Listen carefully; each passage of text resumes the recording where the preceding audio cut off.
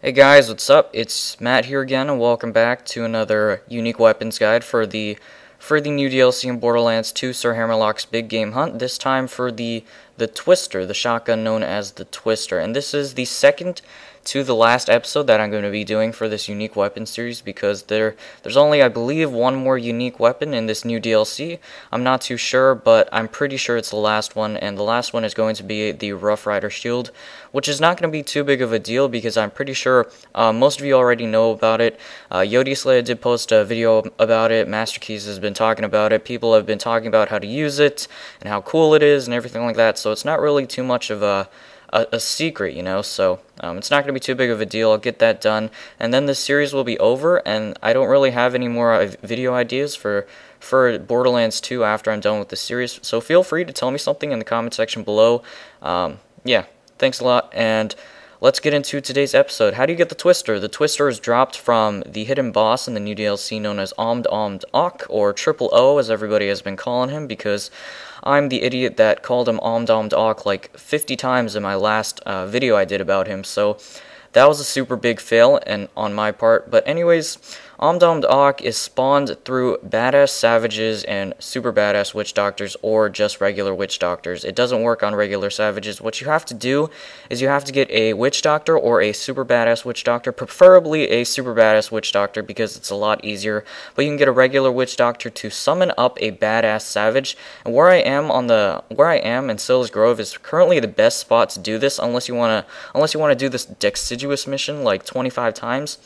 But this is the best spot, and if you look to the very right of Sil's Grove, that's where I am right now. So you have to summon the badass savage all the way up to Omnd-Omnd-Ohk, which is badass, super badass, and ultimate, and then finally him, and then there's a chance to drop the Twister. It's very, very rare.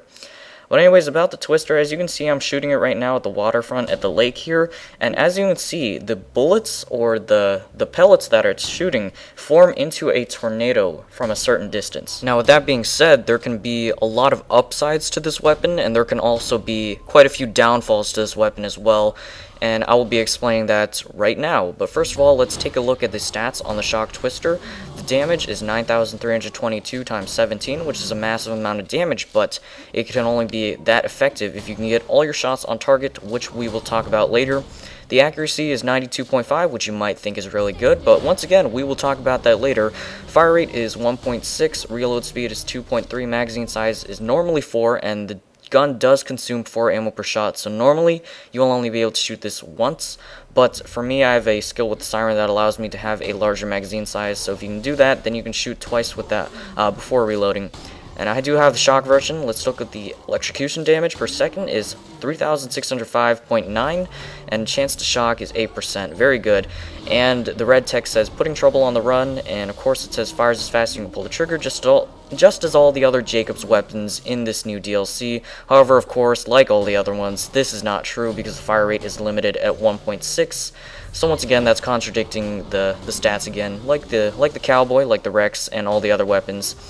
Anyways, so the damage is extremely powerful. It's quite a lot. Now, the accuracy may seem very good, but of course the tornado format, in the way you shoot and all the pellets form around, can actually prove this gun to be an inaccurate weapon, so don't count on the accuracy to be very good. It's not like you can shoot from very far away with this weapon. In fact, you have to be very close if you want to hit all of the shots on target because they form into a weird pattern once they leave the weapon's barrel. So that is that, and the accuracy is also not that good because, and you want to be close up once again because the pellets move very slowly through the air, and it takes a while to get to from one point to another. So if you're shooting from far away, don't expect the bullets to hit the fast enemy. If it's a fast-moving enemy, most likely he'll get out of the way before the pellets actually get to him. So don't count on that. And it's just a few downfalls to this weapon, but if you're up close and you can hit all your shots on target, it's definitely very powerful. It's very similar to the Hydra, which I did previously in the second episode. But anyways, that's really all I gotta say about this weapon. Hope you guys enjoyed the video, and I will be seeing you later. Goodbye.